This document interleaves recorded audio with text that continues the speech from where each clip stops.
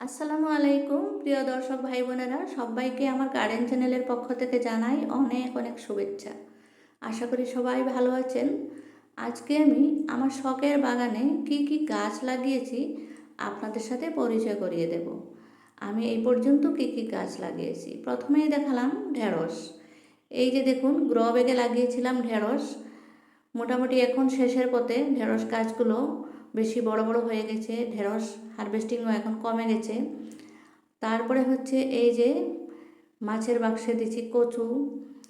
তারপরে এদিকে আমি হ্যাঙ্গিংয়ে দিয়েছিলাম কিছু পটুলাকারও সিজন শেষ হয়ে যাচ্ছে, সব কটাতে এখন ফুল নাই, দুটো একটাতে ফুল আছে, এগুলো খুলে ফেলবো। তারপরে ওই দিকটায় দেখুন দুটা মাছের বাক্স, একটাতে রয়েছে আদা, একটাতে রয়েছে হলদি।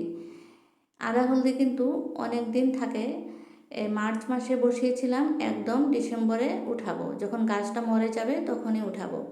মাটির নিচে আদা হলদি হয়, যখন উপরের দিক থেকে গাছটা মরে যায় তখনই উঠাতে হয়। তারপরে এদিকটায় প্রচুর পটুলাকা ছিল, এগুলো আর হচ্ছে না এখন।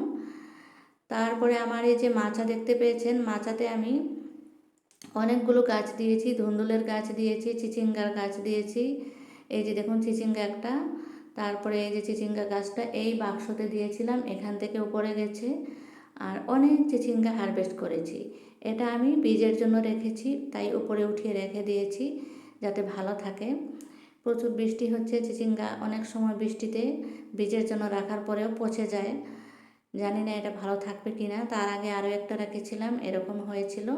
আর এখানে দেখুন আরেকটা চিচিঙ্গা রয়েছে, এটা আমি আজকে উঠিয়ে নেব। এটা একটু বড় হয়ে গেছে। আমার এই চিচিঙ্গাগুলো বেশি লম্বা জাতের নয়, একটু খাটো জাতের। তারপরে হচ্ছে এপাশটায় মাচার উপরে আরও আছে, আমি দেখাতে পারছি না। আর আমি এই গাছ থেকে প্রচুর চিচিঙ্গা হারভেস্ট করেছি। ছাদ বাগানে খুব সহজে কিন্তু চিচিঙ্গা হয়ে যায়। আরেকটা জিনিস খুব সহজে হয়, সেটা হচ্ছে করলা।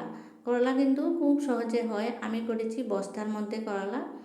এই যে দেখুন করলা গাছগুলো, এখান থেকে অনেক খাওয়া হয়েছে, আর এখনও ছোট ছোট আছে। এই যে দেখাচ্ছি, এখনও একটা দুটা এরকম ছোট ছোট দেখা যায়, এখনও আছে।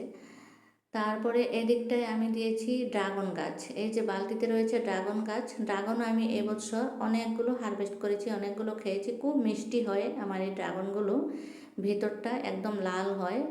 আর এখানে আমার রয়েছে লাউয়ের চারা, নতুন করে দিয়েছি লাউয়ের চারা দুটো। খুব যত্ন করছি, আশা করি লাউও খাবো, আপনাদেরকে দেখাতে পারবো। এটাও মাছের বাক্সে দিয়েছি।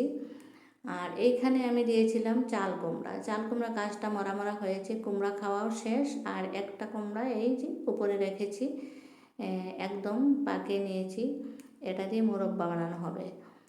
এই হচ্ছে আমার বাগান। মোটামুটি সমস্ত বাগানে আমার কি কি গাছ লাগিয়েছি দেখানো হয়ে গেছে। এই দিকটায় রয়েছে লঙ্কা গাছ, কিছু লঙ্কা গাছ দিয়েছিলাম, লঙ্কা গাছগুলো এখন বৃষ্টিতে নষ্ট হয়ে গেছে। আবার নতুন করে চারা করছি, সব উঠিয়ে ফেলে দিয়ে আবার নতুন চারা বসিয়ে দেব। এই যে দেখুন আমার ছোট্ট শখের বাগান। কেমন লাগলো বন্ধুরা বাগান? যদি ভালো লেগে থাকে একটা লাইক অন্তত করে যাবেন, ভুলবেন না। আর আপনারাও যদি বাগান করে ভালোবাসেন, তাহলে অতি অবশ্যই আমার চ্যানেলটা সাবস্ক্রাইব করে দিয়ে আমার সাথে থাকবেন।